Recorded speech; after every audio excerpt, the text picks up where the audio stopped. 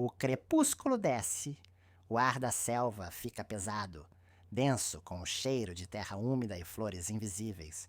As sombras se estendem, saindo da folhagem densa como garras que agarram. Vagalumes acendem suas pequenas chamas fugazes contra a escuridão que se aproxima. Uma sinfonia de criaturas invisíveis une no subbosque, um lembrete constante do sangue vital pulsando por este lugar antigo. Mas há outros sussurros aqui também. Sussurros de um tipo diferente. Eles dançam ao vento, carregados pela respiração da própria selva. Estes não são sons de animais ou insetos, mas os vestígios de histórias antigas passadas de geração em geração. Eles falam de um espírito que é ao mesmo tempo belo e terrível, eternamente ligado a este lugar. Estes são os sussurros de Angtani.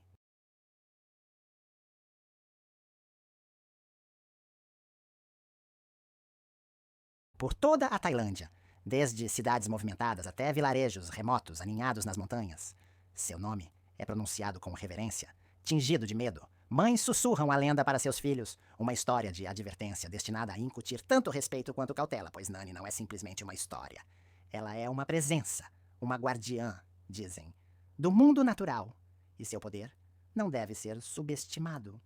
Sua história está entrelaçada no próprio tecido da Tailândia. É um conto tão antigo quanto as bananeiras. Um lembrete de que a linha entre o nosso mundo e o mundo espiritual é tênue. De fato, alguns dizem que ela foi uma mulher traída pelo amor e perdida na tristeza. Outros afirmam que ela é uma entidade de pura energia nascida da própria terra. Seu destino está para sempre entrelaçado com o destino do bananal. Quaisquer que sejam suas origens, uma coisa permanece constante. Tani é uma força a ser respeitada.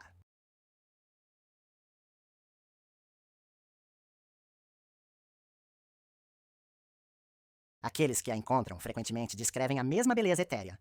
Uma jovem envolta em seda verde cintilante, seu rosto ao mesmo tempo sedutor e melancólico. Alguns dizem que seus olhos brilham com uma luz de outro mundo, e seu longo cabelo escuro flui como um rio ao seu redor.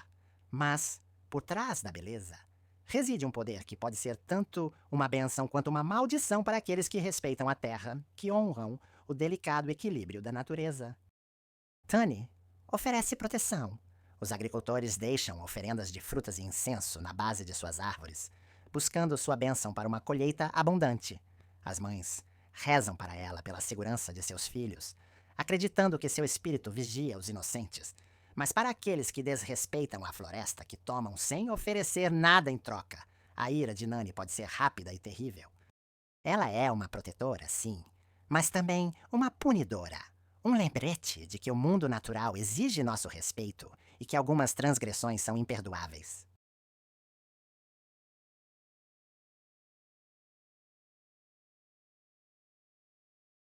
Há muito tempo, quando o mundo era jovem, vivia uma bela garota chamada May. Sua vida era simples, preenchida pelos ritmos do mundo natural. Ela morava em uma pequena aldeia aninhada entre campos de arroz e bosques de bananeiras, onde o ar era denso com o perfume de jasmim e os cantos de pássaros invisíveis. May era conhecida em toda a aldeia por sua bondade e graça. Seu riso era como o tilintar dos sinos de vento, seu sorriso tão radiante quanto o sol da manhã. Ela se movia com a elegância de uma flor de lótus, seus pés descalços mal perturbando a grama orvalhada enquanto realizava suas tarefas. Todas as manhãs, ela se levantava antes do amanhecer e ajudava sua mãe a preparar o arroz para a família. Ela então caminhava até o riacho próximo para lavar roupas, sua voz se misturando com o murmúrio da água, enquanto cantava antigas canções folclóricas à tarde. Frequentemente, ela vagava pelo bananal próximo, buscando consolo na sombra fresca das largas folhas. Era aqui, entre as árvores, que ela se sentia mais em paz.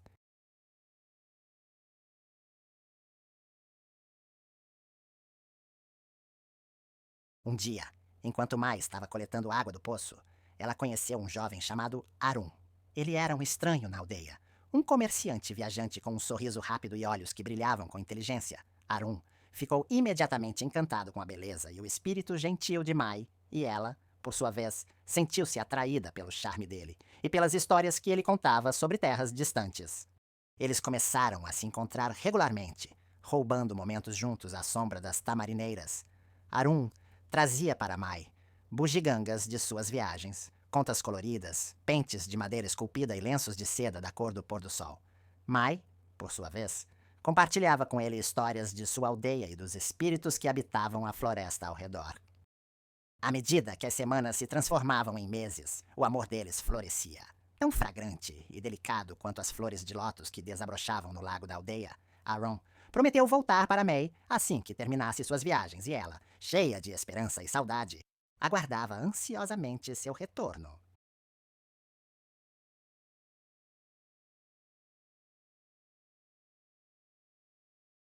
O dia em que Arun deveria voltar chegou e passou. May esperou debaixo do tamarindeiro. Seu coração pesado de temor. Os dias se transformaram em semanas. Depois, meses. Mas Arun não voltou. Os aldeões sussurravam entre si, suas palavras como flechas envenenadas para o coração já ferido de May. Finalmente, uma velha conhecida por sua sabedoria e sua habilidade de falar com espíritos teve pena de May. Ela consultou seus ossos oraculares e descobriu a verdade. Aaron havia mentido para May o tempo todo. Ele tinha uma esposa e família em outra aldeia e não tinha intenção de cumprir sua promessa. May ficou devastada. O mundo que ela havia construído em torno de seu amor por Arun desmoronou, deixando para trás apenas cinzas e dor. Incapaz de suportar o peso de sua dor e traição, ela fugiu para a floresta em busca de consolo no único lugar onde sempre se sentiu segura, o Bananal.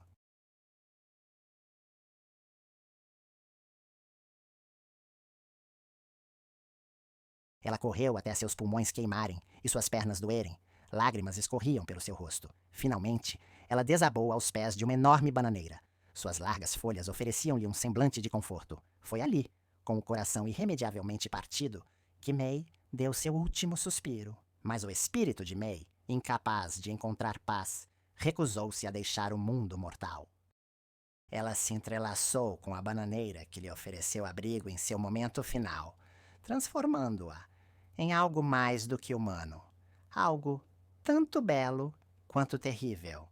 Assim nasceu Annie, o espírito da bananeira, para sempre ligada à terra, seu coração para sempre marcado pela perda do amor e uma sede de vingança.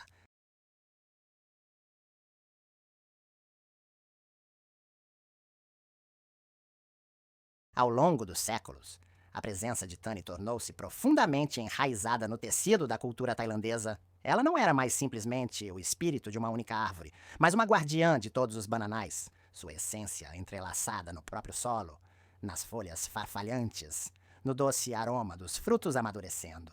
Os aldeões passaram a entender que as bananeiras eram sagradas, um testemunho vivo do espírito duradouro de Tani. Eles tratavam os bosques com respeito, nunca pegando mais do que precisavam, sempre atentos ao delicado equilíbrio entre a humanidade e o mundo natural. As crianças cresciam ouvindo histórias sobre a dupla natureza de Tani. Aprendiam que ela podia ser uma protetora benevolente, oferecendo suas bênçãos àqueles que mostravam reverência. Eles também aprenderam sobre sua ira e o terrível destino que aguardava aqueles que ousassem desrespeitá-la ou as árvores sob seus cuidados. E assim, um pacto foi forjado, não falado, mas compreendido. Os aldeões honrariam Annie e, em troca, ela cuidaria deles, garantindo sua prosperidade e segurança.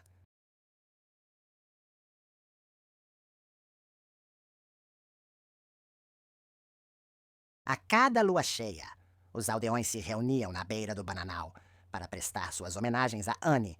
Eles traziam oferendas de comida, arroz glutinoso tingido de azul vibrante com flores de ervilha borboleta, fatias de manga doce, dispostas em padrões intrincados e tigelas fumegantes de curry aromático.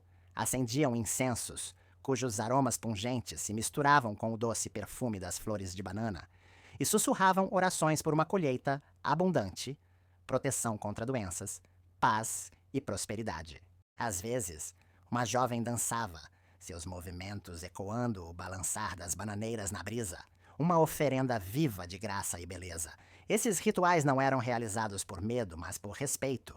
Eles eram uma maneira dos aldeões reconhecerem o poder de Angtani, mostrarem sua gratidão por sua proteção e manterem o delicado equilíbrio entre o mundo deles e o dela. Enquanto continuassem a honrá-la, Nani permaneceria uma força benevolente em suas vidas.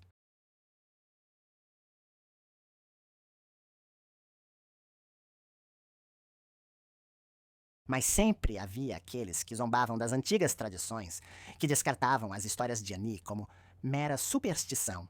Alguns, movidos pela ganância, derrubavam suas árvores, seus machados ressoando como um prego da morte na quietude da floresta, seus corações endurecidos aos sussurros de aviso carregados pelo vento.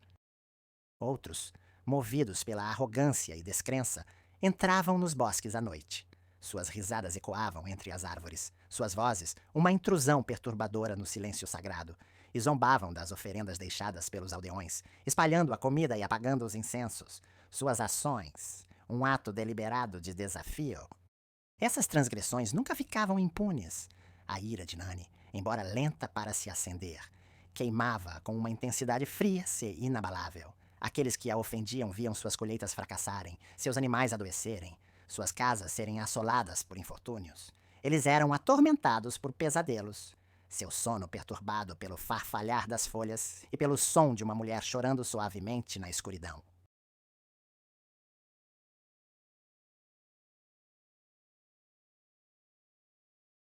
Os aldeões, sábios nos caminhos do mundo espiritual, sabiam que essas desgraças eram um sinal do descontentamento de Tani. Eles sussurravam avisos para aqueles que ousavam desafiar o destino, lembrando-os do respeito devido ao guardião do bananal. Não irritem Tani, diziam com vozes baixas e urgentes. Sua ira não é facilmente aplacada, mas muitas vezes seus avisos caíam em ouvidos surdos. Para alguns, o fascínio da ganância ou a arrogância da juventude o cegava para o perigo que espreitava no crescimento aparentemente pacífico, e assim continuavam em seu caminho, alheios aos olhos vigilantes que seguiam cada movimento deles até que fosse tarde demais.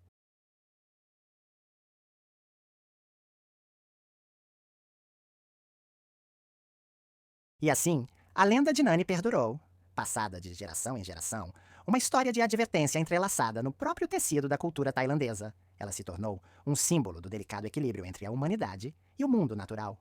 Um lembrete de que respeito e reverência são essenciais se quisermos viver em harmonia com os espíritos que compartilham nosso mundo. Para Anne, tanto bela quanto terrível, benevolente e vingativa, representa a dualidade da própria natureza.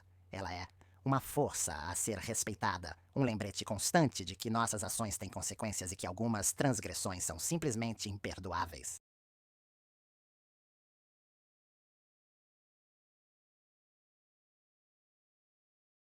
A aldeia de Banhadu era um lugar imerso em tradição, onde os ritmos da vida eram ditados pelas estações, e os sussurros dos ancestrais ainda ecoavam pelos campos de arroz e bosques de bananeiras. Era um lugar onde estranhos eram uma raridade. Sua chegada era recebida com uma mistura de curiosidade e reserva cautelosa, e assim foi com a chegada de Ti. Um jovem da cidade causou bastante alvoroço entre os vilarejos por onde passou. Ele alegava estar visitando seu avô, um renomado estudioso que havia passado a vida documentando o folclore e as tradições da Tailândia rural, mas com suas roupas urbanas e seu ar cético, parecia deslocado neste mundo de espíritos e crenças antigas.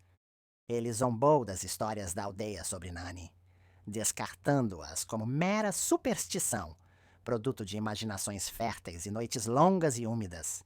Ele se comportava com uma arrogância, convencido de que sua educação moderna o tornava imune às forças invisíveis que governavam suas vidas.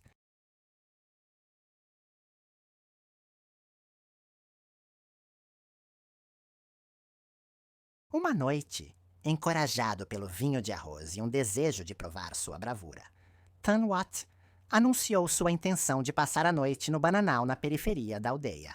Os aldeões trocaram olhares inquietos, seus rostos iluminados pela luz trêmula da lamparina a óleo. Não é sensato desafiar o destino. Kunt alertou o velho Rai, sua voz rouca de idade e preocupação. Os espíritos estão inquietos esta noite. É melhor ficar dentro das muralhas da aldeia.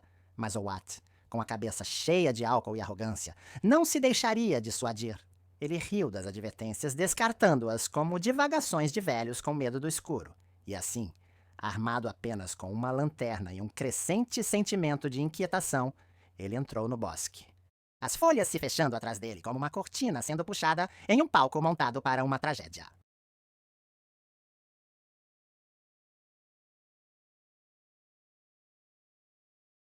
O ar dentro do bosque estava carregado com o cheiro de terra úmida e frutas maduras demais. Vagalumes piscavam, aparecendo e desaparecendo.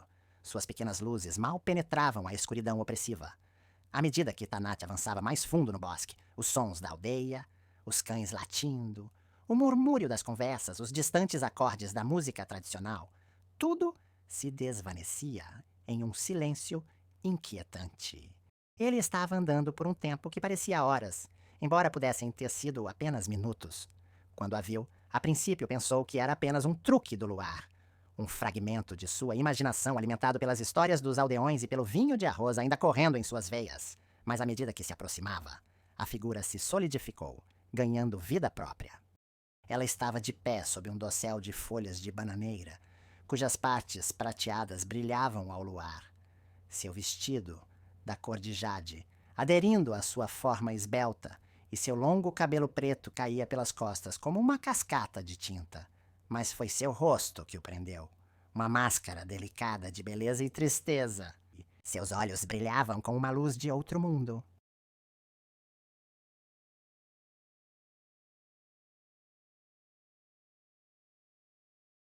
Tanat tentou falar, pedir desculpas por sua intrusão, explicar que não tinha a intenção de desrespeitar. Mas as palavras morreram em sua garganta, estranguladas por um medo como ele nunca havia conhecido. O olhar da mulher parecia perfurá-lo, despindo-o de sua arrogância, seu ceticismo, seu próprio senso de identidade. Ele queria desviar o olhar, se libertar do feitiço de seu olhar, mas se viu preso no lugar. Seu corpo, já não mais seu, o tempo parecia ter parado. O único som era o suave farfalhar das folhas de bananeira e o batimento frenético de seu próprio coração. Você não deveria estar aqui. Este não é um lugar para os vivos, disse ela, sua voz uma mistura de tristeza e advertência.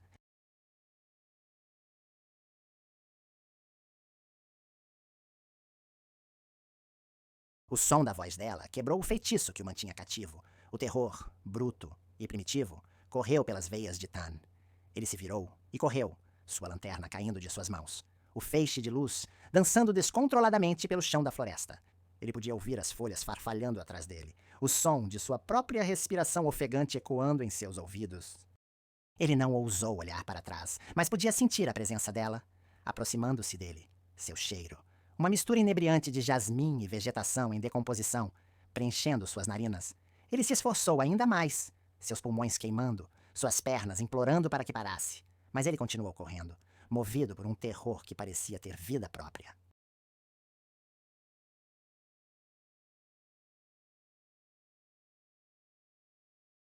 Ele irrompeu do bosque e entrou na clareira da aldeia, avistando as lâmpadas a óleo tremeluzindo do lado de fora das cabanas.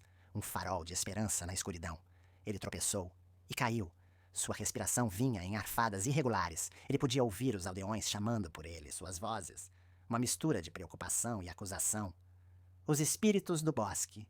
Ele gaguejou suas palavras incoerentes. Seu corpo tremia incontrolavelmente. O velho Rai ajoelhou-se ao seu lado. Seu rosto enrugado mostrava uma mistura de pena e resignação. Ele colocou a mão na testa de Ti, seu toque surpreendentemente suave. Ela te marcou, jovem, ele disse, sua voz carregada de significado. O toque dela não é facilmente esquecido.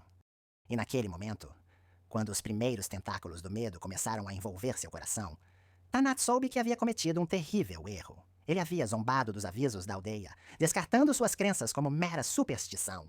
Agora, ele era a prova viva de que algumas lendas são melhor deixadas intocadas.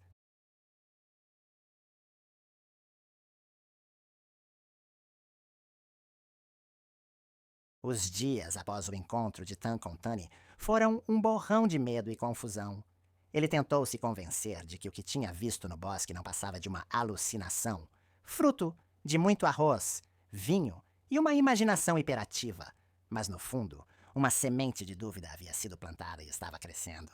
A cada hora que passava, ele não conseguia se livrar da sensação de que estava sendo observado, seguido. Os rostos dos aldeões, antes amigáveis e acolhedores, agora pareciam marcados por uma mistura de pena e medo. Até mesmo os sons familiares da aldeia, o canto dos galos ao amanhecer, o som rítmico dos pilões batendo arroz, as risadas das crianças, agora pareciam carregar uma ameaça subjacente. Seu sono, antes tranquilo, agora era atormentado por pesadelos. Ele acordava suando frio, com o cheiro de jasmim e vegetação em decomposição impregnando seus sentidos, o peso de uma presença invisível pressionando seu peito. Ele via o rosto dela emoldurado pela rede de mosquitos. Seus olhos brilhavam com uma luz verde assustadora, seus lábios formando palavras que ele não conseguia entender.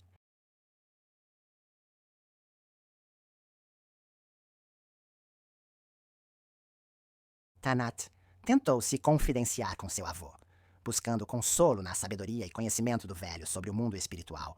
Mas até mesmo seu avô, geralmente tão paciente e compreensivo, parecia relutante em discutir os eventos daquela noite. Algumas coisas é melhor deixar sem falar, neto. O mundo espiritual é um lugar perigoso, e aqueles que invadem seus segredos o fazem por sua própria conta e risco. As palavras de seu avô, em vez de oferecer conforto, só serviu para aprofundar o medo de Tanat. Ele estava sozinho, preso em um pesadelo do qual não conseguia acordar, e a cada dia que passava, os sussurros na noite ficavam mais altos, mais insistentes, até parecerem vir de dentro de sua própria cabeça. Ele começou a vê-la em todos os lugares. Nas sombras projetadas pelas bananeiras, na água ondulante dos arrozais, no reflexo de seu próprio rosto aterrorizado na aldeia. Bem, a presença dela era um tormento constante, um lembrete de sua transgressão e do preço que estava destinado a pagar.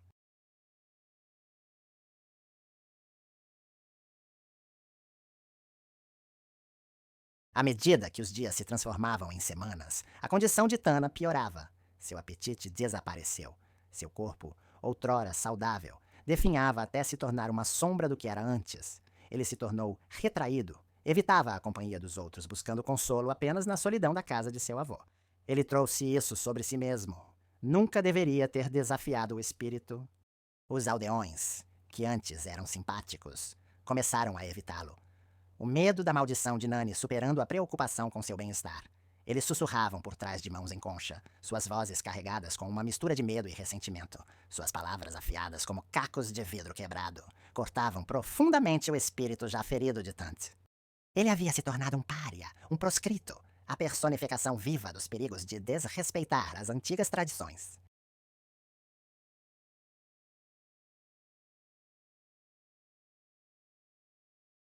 Desesperado, Tawawat procurou o velho Rai, o ancião da aldeia, que o havia avisado para não entrar no bosque naquela noite fatídica. Ele encontrou o velho sentado do lado de fora de sua cabana, com os olhos fechados e os lábios se movendo silenciosamente em oração. Por favor, você tem que me ajudar. Eu não quis desrespeitar os espíritos. Eu não sabia. O velho Son Chai abriu os olhos lentamente, seu olhar penetrante como um raio de sol, atravessando um quarto escuro. Ele estudou o jovem por um longo momento. Seu rosto era indecifrável. Os espíritos não são facilmente apaziguados, jovem, mas pode haver um jeito.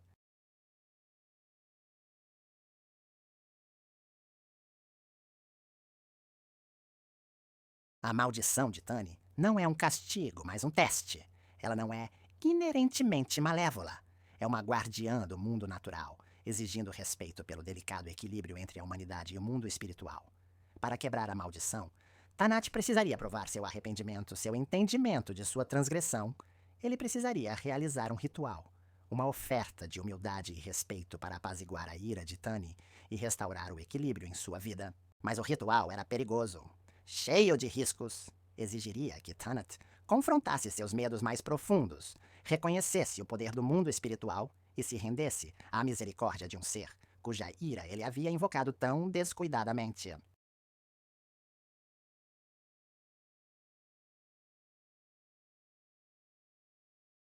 Tanat, seu corpo tomado pelo medo, mas seu espírito sustentado por um lampejo de esperança, concordou em realizar o ritual. Ele não tinha outra escolha. Estava preso em um pesadelo criado por ele mesmo, e só enfrentando seus medos ele poderia esperar escapar. Eu devo fazer isso. Não tenho outra escolha. E assim, quando o sol começou a se pôr, lançando longas sombras sobre a aldeia, começou uma corrida contra o tempo. Uma corrida para apaziguar o espírito vingativo, restaurar o equilíbrio de uma vida que pendia precariamente e aprender uma lição que Tanat nunca esqueceria. Uma lição sobre o poder da crença, as consequências do desrespeito e a presença duradoura dos espíritos que caminham entre nós, invisíveis, mas sempre vigilantes. Enquanto o crepúsculo pintava o céu, os aldeões se reuniram à beira dos campos de arroz. O ar estava carregado com um cheiro de incenso formando um círculo, todos velho homem. Então, Shai dirigiu os procedimentos com uma autoridade silenciosa no centro. Um pequeno fogo crepitava, lançando sombras nos rostos. Estou pronto! Eu devo estar!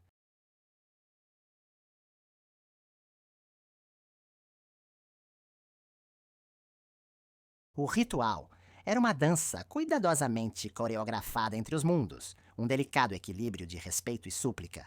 O velho Rai cantava, em uma língua antiga e melódica, sua voz subindo e descendo em harmonia com o fogo crepitante. Os aldeões se juntaram, suas vozes se misturando em um coro assombroso que parecia tecer uma ponte entre o visível e o invisível. Tanat inclinou a cabeça em. A humildade estava diante das chamas crepitantes, enquanto o velho homem Ti entoava palavras antigas. Seguindo as instruções do velho homem Chá, Tanat deu um passo em direção ao fogo, o calor das chamas lambendo sua pele como 1000 pequenas agulhas.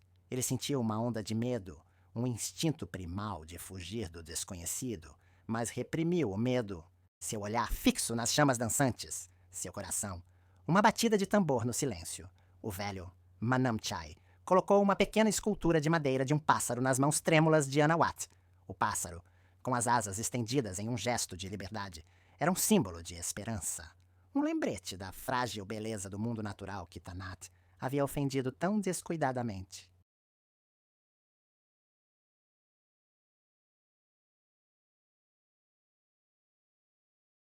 Fale com ela, jovem. Diga a ela que você entende o erro dos seus caminhos. Ofereça a ela seu respeito, seu remorso, sua disposição para espiar. Wana fechou os olhos. Seus sentidos sobrecarregados pelo cheiro do incenso, o calor do fogo, o peso da expectativa pressionando-o. Ele respirou fundo, o ar prendendo-se em seus pulmões, e começou a falar. Eu fui arrogante, tolo, desconsiderei as tradições que ligaram meus antepassados a esta terra por gerações. Estou com medo, arrependido e desesperado para corrigir o desrespeito que mostrei. E enquanto ele falava, senti uma mudança na atmosfera, uma alteração sutil no ar ao seu redor. O fogo crepitava, enviando uma chuva de faíscas para o céu noturno. Os aldeões ofegaram, seus rostos uma mistura de admiração e terror. Tanat abriu os olhos e viu através do véu de fumaça e luz do fogo a forma cintilante de Tani parada na borda do círculo.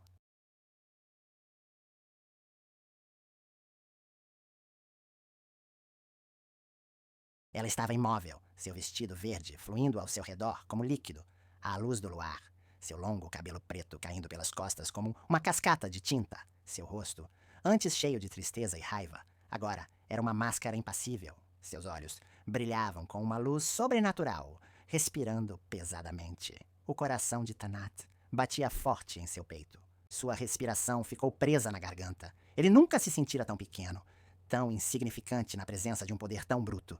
O peso do olhar dela pressionava-o, pesado como o ar úmido da noite, ameaçando esmagá-lo.